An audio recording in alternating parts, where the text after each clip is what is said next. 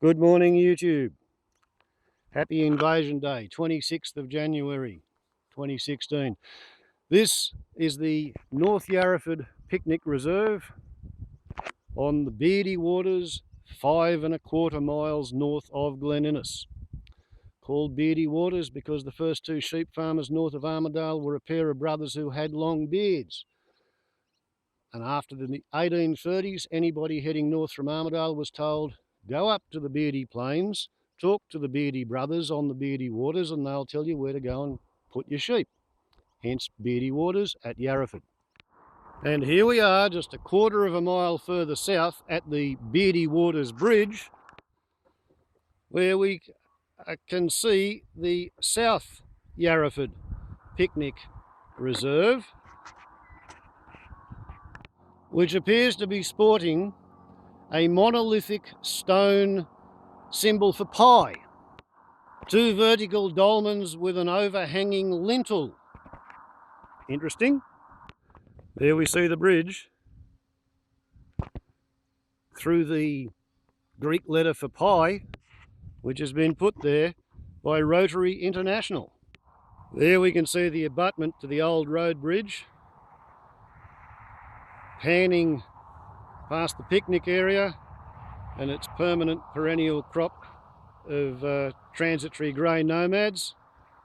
There we can see the composting toilet that council provides for the peregrinating wanderers.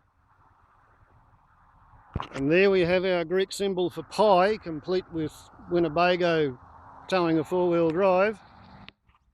And the Greek symbol for pie is branded Celtic country. 3 miles further to the south, right beside the wastewater treatment sewage works entrance sign, we have Welcome to Glen, Celtic Country, Celtic Festival, 28th of April to the 2nd of May 2016. Right beside the Refresh, Relax, Revive Glen Heated Swim Centre, which sadly has its sign right beside the town's sewage works. Here at the 60k signs on the north edge of the town, Glen, Celtic country, traditional Ngurrabal land. A beautiful high-tech sculpted sign, gold leaf on foam styrene, made by the Bruderhofen community, a sort of a German-American expatriate semi-Amish bunch of Christians who live in affiliative fraternity halfway to Inverell. How Celtic is that?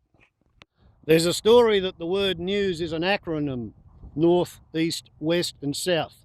We've seen the approaches from the north, now let's go to the east.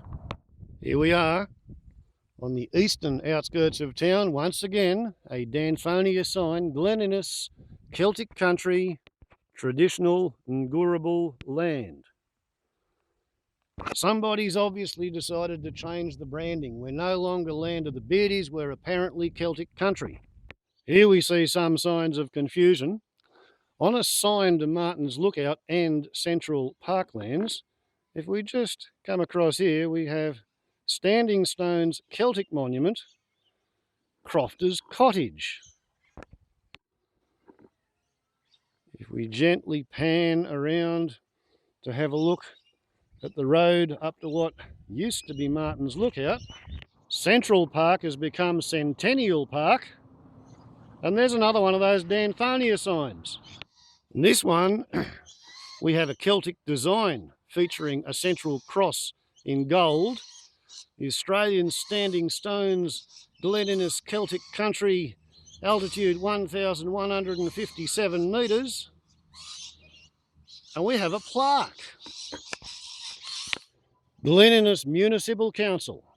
These Centenial Parklands were officially opened by the Honourable T.L. Lewis, Minister for Lands, on the 17th of June 1972. Wally Parker Town Clerk, George Priest Mayor. Centenary is 100 years. What happened 100 years before 1972 that we would celebrate in Glen? New South Wales became a state with its own parliament rather than a colony of the British Crown. And that's when this decorative driveway was first installed. leading to Centenial Park, which was up on what used to be Billy Tickle's alternative golf course because he had an argument with a golf club. And so, on the old private golf course, a Fred Flintstone-esque barbecue area was duly constructed with picnic tables and simple cooking facilities. But then in the 1980s, Australia forgot about the New South Wales Centennial in the 1970s. We had the Federal Bicentennial, a celebration of 1788 to 1988. And following that, a few businessmen in town decided Glen really kind of needed a tourist attraction, and they decided to go with a pseudo-Celtic theme which involved standing stones to go with the big rock we already had up here. And so a deputised delegate was duly dispatched to go to the far-flung other side of the world to have a look at stone circles in the British Isles, get some idea of how they were cobbled together, and then come back here and tell us how to do it. The fact that the ancient Celts in Britain never raised standing stones, the stones in Britain were built by the people who preceded the Celts, that really didn't matter because what we were interested in was a tourist attraction. So the first stone went in about 1990, and it was manhandled into position using shear legs and ropes and people pulling on it in gangs, and it almost fell over sideways. The entire array was finished and dedicated in 1994.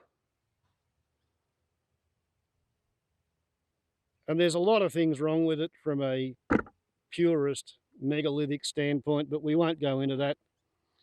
We'll just go and have a little bit of a look up there on Tynwald Hill. If anybody knows what Cronk Kiil Ioin means, that'd be interesting. But you do note the date, 1994. And if we come down from the Tynwald Hill Memorial and Plaque, we have a branded Excalibur sword. He whosoever pulleth the sword from this stone shall be endowed with great knowledge and wisdom, dedicated by Roy Reeve, British Consul General, to the Welsh communities, 1st of May 1994. Truly, that is what it says. Beside another plaque commemorating all the people who thought the idea up.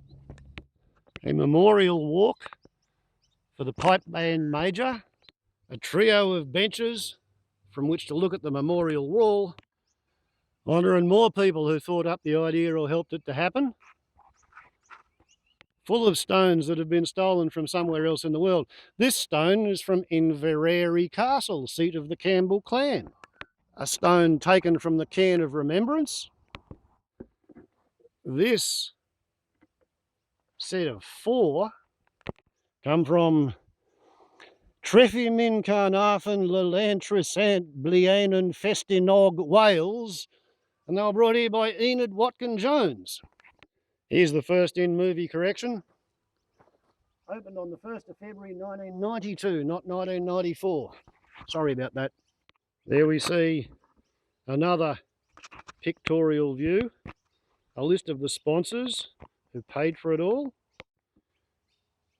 and a view out over these standing stones being overtopped by the eucalyptus trees on Billy Bickle's old golf course. And if anybody has a clue what these hexagonal basalt columns from Dangersley east of Armidale are doing here set up in a row, and they've never come up with a plaque to say what it's about. I always thought it was bad manners to pinch stones from a sacred site, take them away to somewhere else. You know, bad luck follows your life after that. They have a mountain at Ayers Rock of stones that people have stolen, gone home, experienced bad luck, and then shipped back to Ayers Rock at their own expense by email just to get rid of the bad luck. But anyway, apparently, we don't care whether we get all the Celtic bad luck from all over the world. We have this little festival here, sponsored by the Town Council and the RSL Club. And it's a big turnout.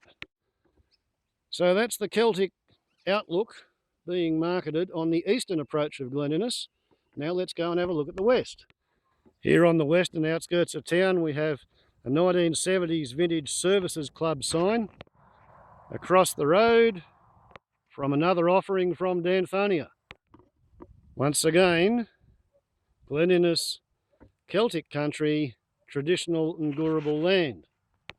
Here on the southern outskirts of town, we've got another one of these Celtic country branded lintels overhanging the dolmens and framing the organic composting toilet put there by council for the benefit of the grey nomads.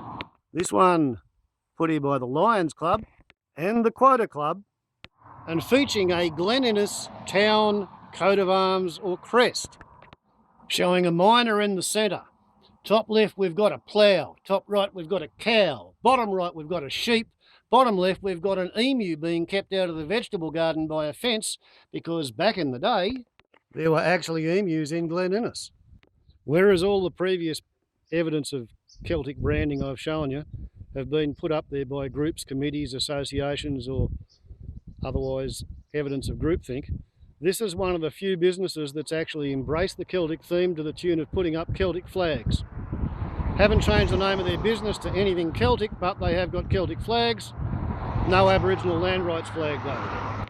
Entering town, looking north from the south, we have another offering from Danphonia, Glen Innes, Celtic country and durable land. Just outside the 60k signs we have the Clansman Motel, which has a really interesting mural showing a Scottish bagpipe of the Australian Celtic Standing Stones, and it's all done in Aboriginal land right flag colours. And beside that we have another one of council's signs for the Celtic country Celtic festival. By the synchronicity, the Clansman mural is on both ends of the motel, and it actually faces a different mural, an Aboriginal mural at the back of Koori Cuisines, Kuruma Aboriginal Cultural Centre. There you can see the juxtaposition of the Clansman mural under the legs of the Kuruma Cultural Centre sign, which has been a commercial entity which never seemed to really take off here in Celtic country. Apparently it's just not Celtic enough, even though this is Ngurrable land.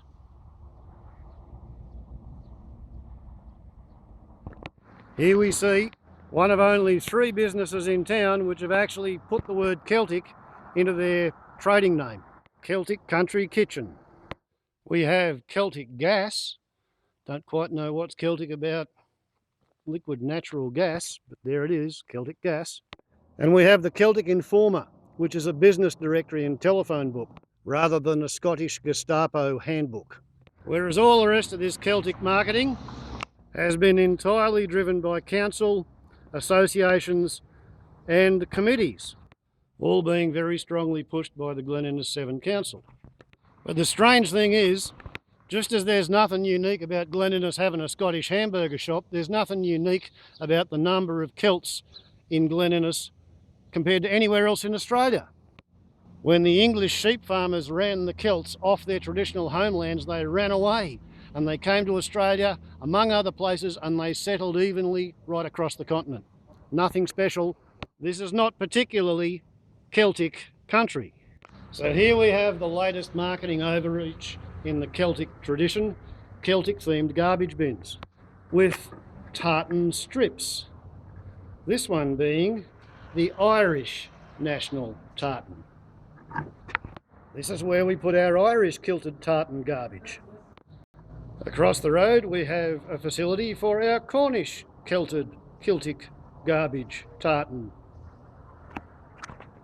All the little bollards out the front of the town hall have been given a sticker of Glen Innes tartan. And on Australia Day, Invasion Day, the town hall is bedecked with its Celtic flags. We have our bin for the Glen Innes tartan kilted garbage. One for the Welsh kilted tartan garbage, Here's the one for the Scottish Celtic kilted tartan garbage. Here we have the prize. Galician tartan kilted Celtic garbage. Galicia's in Spain, isn't it? Garbage from the Isle of Man kilted Celtic style. I think you can take your marketing jism entirely too far. We've got too much Celtic garbage in the main street. Die Ist Ein Celtic KITSCH. Warbles on a lot to YouTube. Ciao.